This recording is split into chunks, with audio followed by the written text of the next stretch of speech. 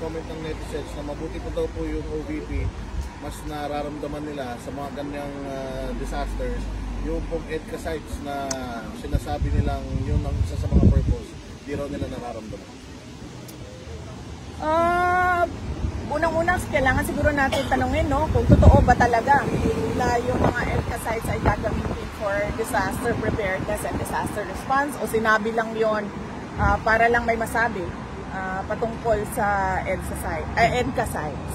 Just to piggyback real quick, VP, kasi sinabi ni DND Secretary Gibo Chodoro that we should ask the US to use this EDCA sites para po ma-facilitate yung relief operations. What's your reaction to this particular statement?